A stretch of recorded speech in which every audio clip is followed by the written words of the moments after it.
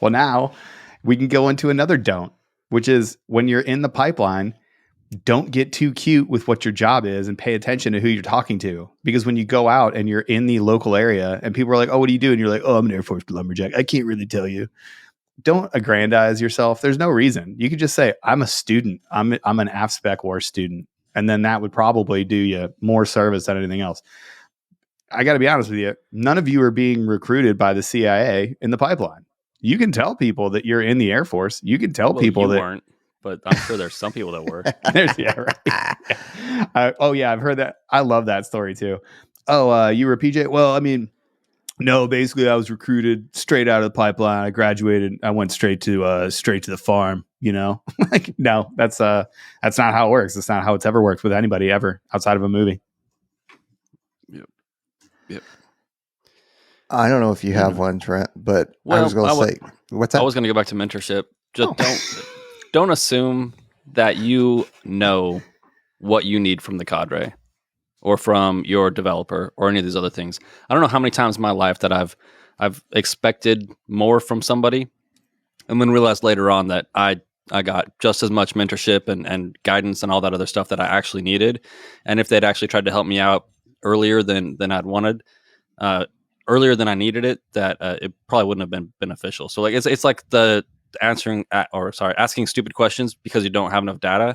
It's like, well, this person should be doing this for me and X, Y, and Z. It's like, no. Like, trust the process as you go through it, and don't set these expectations on your developers and on your cadre that you don't really know anything about the process yet. They're gonna give you exactly what you need if you're going to be one of those people that's successful.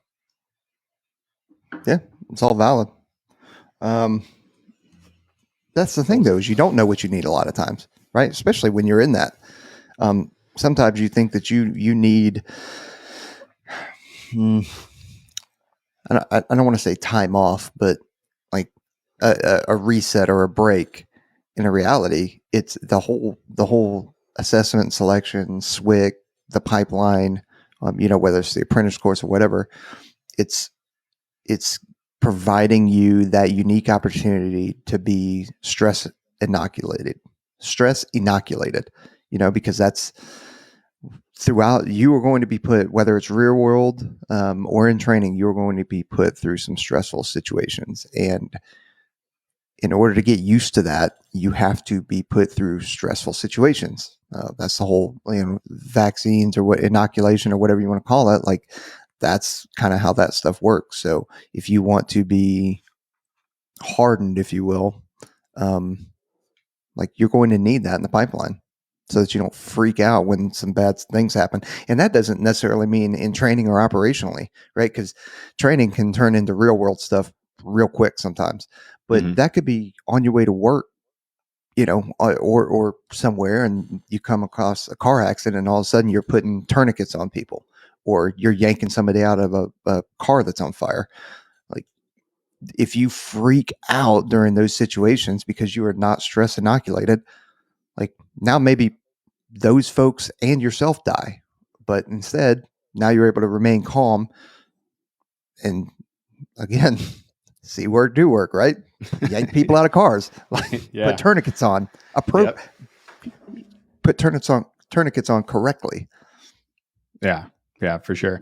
Well, it's a little bit of trust the process too. We say it all the time and people are like, oh, trust the process. And then the first people that don't trust the process are the people in the process. It's the people in the pipeline. And they're like, well, I know what I need. Like, oh, we need a day off, or trust me, bro, I know my body. And we're like, listen, whatever happened to trust the process? Trust the process is a great statement until they don't feel like doing it. And then those are the people that usually are the least successful. As you watch those people, there is something really, really valid about just putting your head down, doing the work, and just being like, oh, what's this task in front of me? Okay, cool. I'm going to actually just do this thing and get into it. A whole, 100% of my effort here, and magic tends to happen when you do that. So. Well, and there's two people in every relationship, right? If you're a student and you're sitting there being like, why is this cadre member on my case every day? Like, why is this feeling a little personal? Like, you need to be grown enough, mature enough to look at yourself and be like, what am I doing? And what is the cadre member trying to get out of this? Is if I show up the next day and I don't take things personal, if I don't make faces whenever, I'm told to drop or whatever, if I'm not being dramatic, is this going to continue?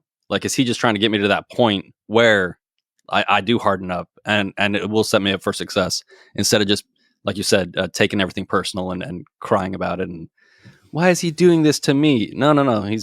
That's what success looks like, is you getting over these things. But in that instance, right?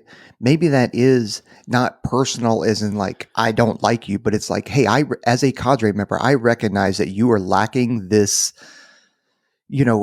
professionalism, military bearing, whatever it happens to be. And now I'm going to help with that mentorship or that course correction or whatever that may be. So it's, in that point, you're right. It could feel very, very personal, but it's because I need to course correct you in whatever that deficiency is. Yeah. And we'd be lying if we said during our pipeline. Of course, there were times where a cadre pulled me aside or an instructor pulled me aside and said something. I was like, that felt more personal than it needed to be. And we all have times where you're like, sometimes, instructors are just humans, and sometimes they don't package their message the best that they could. And they kind of like get close to that line of you feeling like, oh, well, that was unnecessarily mean. You could have said what you needed to say without being so mean and calling me a fuckhead. But, here we are. But everybody is trying to do their best. Like, everybody is like, it's all coming from a good place. Like when these things happen, that instructor, that operator, that whoever is talking to you, that military member that's giving you the course correction or is giving you the input, they don't want to hurt your feelings. They want you to be the best person that you can possibly be, or they want you to get in line with the organization, with the thing that they're trying to do. That has nothing really to do with you, and it has even less to do with them. So we have students that'll attach, and I say this as a guy that is, did not have like a great name amongst the students for a reason. People are like, oh, he's always so mean to me. He's always so mad. Well, I didn't give a whole lot of like positive reinforcement because I was there to do a job, and I'm like, hey, you're not doing the job. And then when they did the job, they'd be like, check it out. Look what I did. I'm like, yeah, congratulations. You made a 70% standard. Can we go on to the next thing now? Like, I'm not really that, I know I didn't give out a whole lot of hugs, I guess. But it was, that's the funny thing is that you'll see the difference of is like people like you, which you're talking about in terms of your mentality, and you'll have the other people like me that is the kind of coach. I'm not a yeller. I don't yell. Yeah. But I'll just kind of give you that disappointed dad look, and then maybe just a quick little whisper, But both of those approaches, it's nothing personal. It has nothing to do with you as a person. It has nothing to do with anything like who you are. Or, I'll always give you the respect that you deserve as a military member and as a volunteer and as a grown human and all those other things. Like all of those things underpin it. But those two approaches, it has nothing to do with you. There's no reason why somebody should walk away from that interaction. So don't get too emotionally involved in the training process. I think that's a good don't. Yeah. Well, I'll tell you a story. One time I showed up to work one morning, and the plan was to toss the dorms. I think I've told the story before, but whatever. And I show up, and the guy that was supposed to be the asshole for the day did not show up. Right? Like, this is a plan. This is planned out. And I'm like, behind the curtain. Sometimes you got to look around the room and be like, all right, who's leading this one? All right, everybody get up for it. Let's go. But like, I was excited to show up to work that morning. We showed up like 2 or 3 in the morning or whatever to do this. And I'm like, I just get to be the guy that's like there, sarcastic comments, a little coaching and mentoring. Like, I get to, just like wander around and be like, you probably shouldn't have done that, moron. Like, such and such is going to come get you. But I show up, and I like that. But then I show up, and they're like, dude, Segmiller, like, can you be that guy today? And I was like, you're like, ugh. And so like, I had to like take a breath, drink some more caffeine, get in that mind space. And I'm like, I can do that today. So like, I'm screaming at people and saying like probably pretty horrible things for hours and like going bananas. It's not what I wanted to do. And I did, like, it wasn't the plan. Right. That was my role for the day. So like someone else can come in behind me and be like, hey, like, you guys are being stupid. Like, let's just fix this real quick before he comes back. Cause he's on a roll today.